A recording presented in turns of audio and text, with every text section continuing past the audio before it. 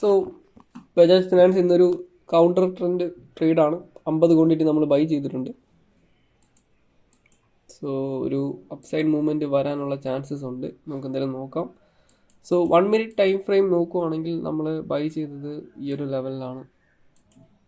Okay, 74ലാണ്, ഈ ഒരു ഏരിയയിലാണ് ബൈ ചെയ്തത്.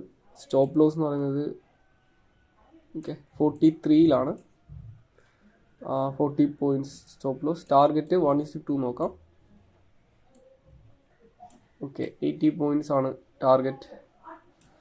ഓക്കെ, ഇപ്പോൾ എന്തായാലും 100 രൂപയ്ക്ക് അടുപ്പിച്ച് ലോസ് റണ്ണിങ് ആണ്.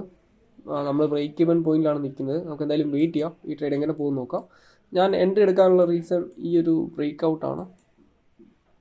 ഈ ഒരു ബ്രേക്ക് ഔട്ട് കഴിഞ്ഞിട്ടാണ് ഞാൻ എൻട്രി എടുത്തത്. പക്ഷേ എൻട്രി എടുത്തപ്പോൾ കുറച്ച് ലേറ്റ് ആയിപ്പോയി. അപ്പോൾ എന്തായാലും കുഴപ്പമില്ല, നമ്മുടെ സ്റ്റോപ്പ് ലോസ് നല്ലൊരു സ്റ്റോപ്പ് ലോസ് ആണ്. നമുക്ക് എന്തായാലും വെയിറ്റ് ചെയ്യാം, ഈ ട്രേഡ് എങ്ങനെ പോകുമെന്ന് ഞാൻ അപ്ഡേറ്റ് ചെയ്യാം. ഓക്കെ ഗൈസ്, ഇപ്പോൾ ഏതാണ്ട് 1000 രൂപയ്ക്ക് അടുപ്പിച്ച് പ്രോഫിറ്റ് റണ്ണിങ് ആണ്. നമ്മൾ ബൈ ചെയ്ത് അവിടെ നിന്നൊരു മൂവ്മെൻറ്റ് വരുന്നുണ്ട്. ഓക്കെ, അപ്പോൾ ബൈ ചെയ്യാനുള്ള റീസൺസ് ഞാൻ എക്സ്പ്ലെയിൻ ചെയ്യാം. 1 മിനിറ്റ് ടൈം ഫ്രെയിം നോക്കുവാണെങ്കിൽ നമ്മൾ ഈ ഒരു ബ്രേക്ക് ഔട്ടിലാണ് എൻട്രി ചെയ്തത്. ഓക്കെ, അപ്പോൾ ആ ഒരു കുറച്ച് ലേറ്റ് ആയിപ്പോയി എൻട്രി. എന്തായാലും കുഴപ്പമില്ല. നമ്മുടെ സ്റ്റോപ്പ് ലോസ് ഞാൻ നേരത്തെ പറഞ്ഞ പോലെ കുറച്ച് അത്യാവശ്യം പ്രോപ്പർ സ്റ്റോപ്പ് ലോസ് ആണ്. ഓക്കെ, സ്റ്റോപ്പ് ലോസിൻ്റെ അടുത്ത് വരെ വന്നിട്ട് തിരിച്ച് കയറി പോയിട്ടുണ്ട്. അപ്പോൾ എന്തായാലും ഇപ്പോൾ നല്ലൊരു മൂവ്മെൻറ്റ് വരുന്നുണ്ട്. 1200 രൂപയ്ക്ക് അടുപ്പിച്ച് പ്രോഫിറ്റ് റണ്ണിങ് ആണ്. അപ്പോൾ എന്തായാലും ഈ ട്രേഡ് എടുക്കാനുള്ള മേജർ റീസൺസ് എക്സ്പ്ലെയിൻ ചെയ്യാം. ഇപ്പോൾ ഇതൊരു കൗണ്ടർ ട്രെൻഡ് ട്രേഡിംഗ് ആണ്.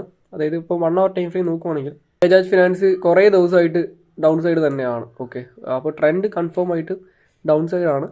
അപ്പോൾ നമ്മളിപ്പോൾ ഒരു ബൈ ചെയ്യുന്ന ഡൗൺ സൈഡ് മാർക്കറ്റിൽ ബൈ ചെയ്യുന്നത് കുറച്ച് റിസ്ക്കിയാണ്. എന്നാൽ കൂടി നമുക്ക് ഇന്ന് കുറച്ച് സേഫ് ആയിട്ടുള്ളൊരു ബൈ ആണ്. അപ്പോൾ അതിൻ്റെ റീസൺസ് ഞാൻ എക്സ്പ്ലെയിൻ ചെയ്യാം. 50 മിനിറ്റ് ടൈം ഫ്രെയിം നോക്കുവാണെങ്കിൽ നമുക്ക് ഇവിടെ ഒരു ബ്രേക്ക് ഔട്ട് പാറ്റേൺ കിട്ടും. ഞാൻ നേരത്തെ വരച്ചതാണിത്. ഇവിടെ പലപ്പോഴുമായിട്ട് ടച്ചസ് ഉണ്ട്. ഒരു ടച്ച്, 2, 3, 4. ഇപ്പോൾ ബ്രേക്ക് ഔട്ട് നടന്നിട്ടുണ്ട്. ഓക്കെ, അപ്പോൾ ഇതൊരു നല്ലൊരു കൺഫർമേഷനാണ്. സോ ഈ ഒരു ബ്രേക്ക് ഔട്ട് മുന്നെയാണ് നമ്മൾ എൻട്രി ചെയ്തത്. കണ്ടോ, ഈ ഒരു ബ്രേക്ക് ഔട്ട് മുന്നെയാണ് നമ്മൾ ബൈ ചെയ്തത്. ഓക്കെ, അപ്പോൾ നമുക്ക് ഇനിയിപ്പോൾ വെയിറ്റ് ചെയ്യാം. ഇപ്പോൾ 1:1 പോലും ആയിട്ടില്ല. അപ്പോൾ ഇത് റീസൺ നമ്പർ 1 ആണ്, ഈ ഒരു ബ്രേക്ക് ഔട്ട്. രണ്ടാമത്തെ റീസൺ ഇവിടെ ഒരു കൺസോൾട്ടേഷൻ കാണാൻ പറ്റും. ഒരു 3 ദിവസമായിട്ട് ഈ ഒരു കൺസോൾട്ടേഷൻ നടക്കുവാണ്. അതുകൊണ്ടാണ് ഞാൻ ഇന്നലെ ട്രേഡ് ചെയ്യാത്തത്. ഈ കൺസോൾട്ടേഷൻ ഒരു കൺഫർമേഷൻ കിട്ടാൻ വേണ്ടിയിട്ടാണ് ഞാൻ ഇന്നലെ ട്രേഡ് ചെയ്യാതിരുന്നത്. അപ്പോൾ ഇന്ന് ഒരു കൺഫർമേഷൻ വന്നിട്ടുണ്ട്. ഇപ്പോൾ ഒരു അപ്സൈഡ് ആണെന്ന് മനസ്സിലായിട്ടുണ്ട്. ഒരു ട്രെൻഡ് ചേഞ്ച്, മൈനർ ചേഞ്ച് ആണ്. ഒരു അറ്റ്ലീസ്റ്റ് ഈ ഒരു ഗ്യാപ്പ്, ഇവിടെ ഒരു ഗ്യാപ്പുണ്ട്, ഇവിടെ ഒരു ഗ്യാപ്പുണ്ട്. ഈ ഗ്യാപ്പ് വരെയെങ്കിലും ഒരു മൂവ്മെൻറ്റ് വരാനുള്ള ചാൻസസ് കൂടുതലാണ്.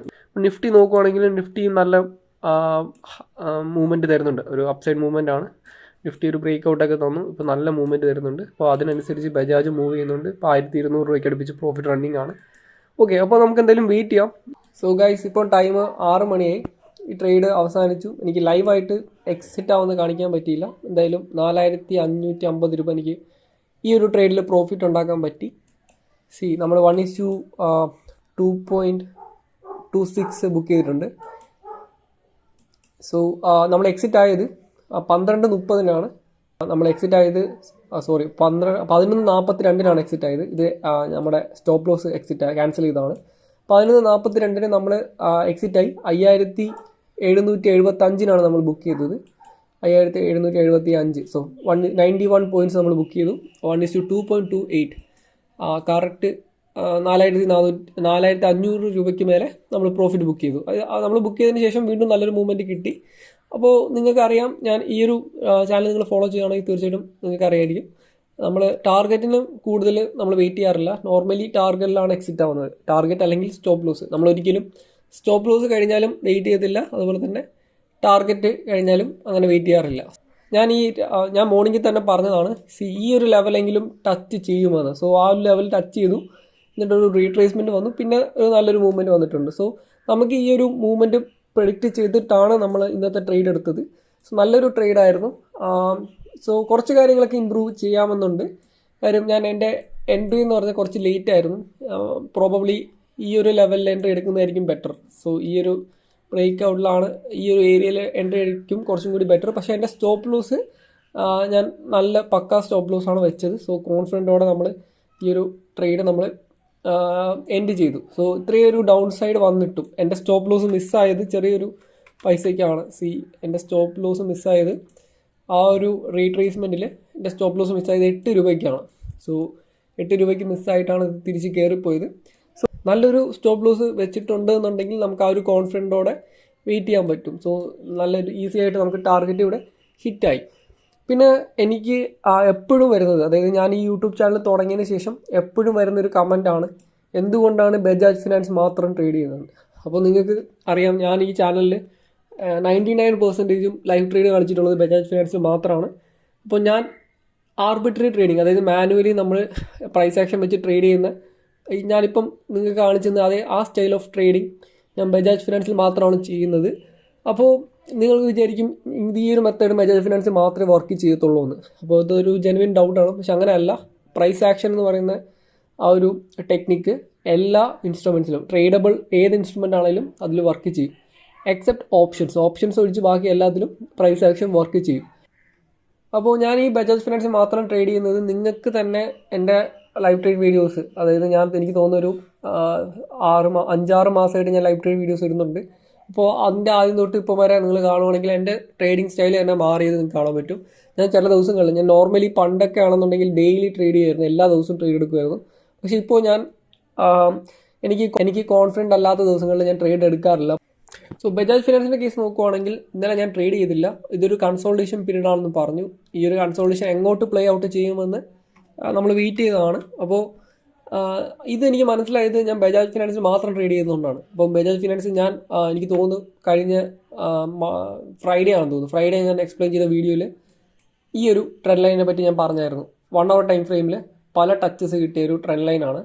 സോ ഇവിടെ 1, 2, 3 ഇവിടെ മൾട്ടിപ്പിൾ ടച്ചസ് ആവുന്നുണ്ട്. ഓരോരോ ടച്ച് ഇത്രയും ഗ്യാപ്പ് വന്നിട്ട് ഇവിടെ അടുപ്പിച്ച് 2 ടച്ച് വരുന്നുണ്ട്. ഓക്കെ, സോ ഈ ഒരു പ്രൈസ് ആക്ഷൻ കണ്ടിട്ടാണ് ഞാൻ ഇന്നലെ ട്രേഡ് ചെയ്യാതിരുന്നത്.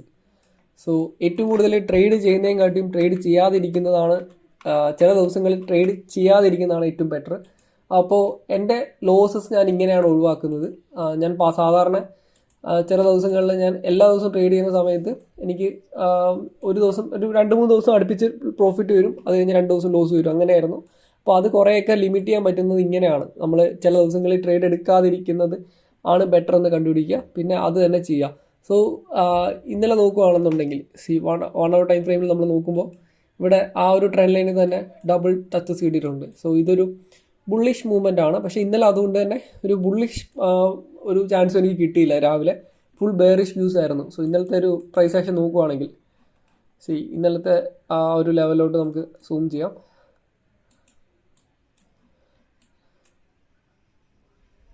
ഇന്നലെ May 16 ആണ്.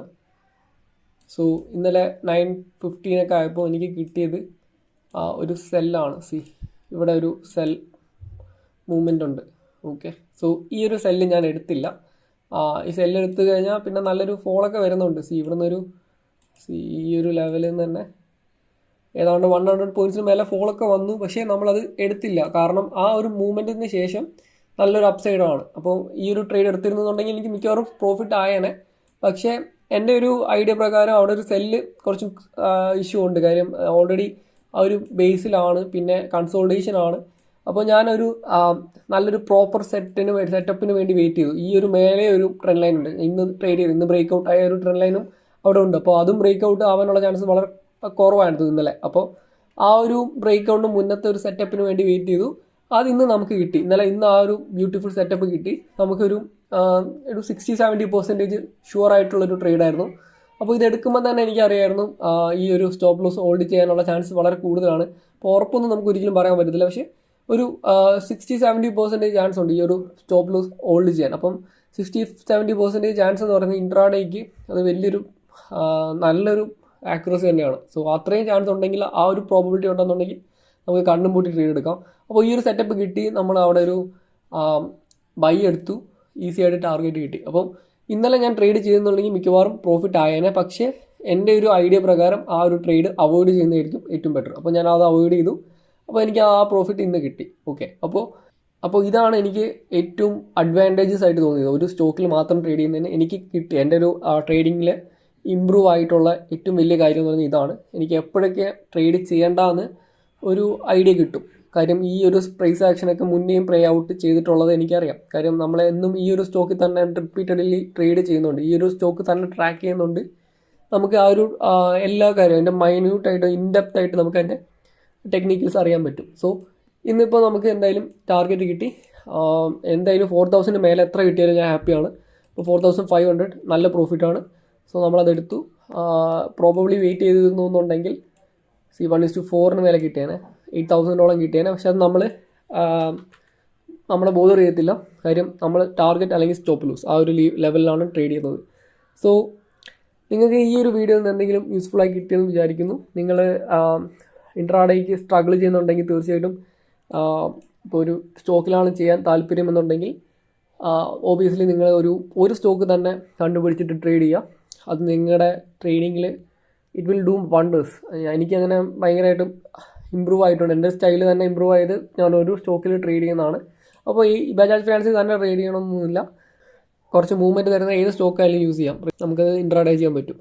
സോ ഒരു സ്റ്റോക്കിൽ തന്നെ ഫോക്കസ് ചെയ്യാം. ഒരു 6 മാസമൊക്കെ ആവുന്ന നേരത്ത് നിങ്ങൾക്ക് നിങ്ങളുടെ ട്രേഡിങ്ങിൽ ഇമ്പ്രൂവ്മെൻറ്റ് കാണാൻ പറ്റും. ഓക്കെ, അപ്പോൾ ഈ വീഡിയോ നിങ്ങൾക്ക് യൂസ്ഫുൾ ആയെന്ന് പ്രതീക്ഷിക്കുന്നു. പുതിയൊരു വീഡിയോ ആയിട്ട് വീണ്ടും കാണാം.